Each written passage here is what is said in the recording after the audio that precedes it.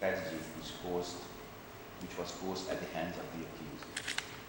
Furthermore, it's clear from the evidence of this case against Tasha and that committed against Stephanie Hendricks that the accused embarked on the specific modus operandi to lure young girls to him in order to sexually exploit and abuse them.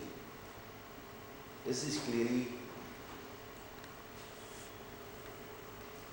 the behavior of a sexual predator. He is a danger to young girls and women, and he needs to be removed from society, if not permanently, for a very long time. Whatever punishment this court should impose will not and cannot make up for the deep loss that the parents have suffered and are still suffering.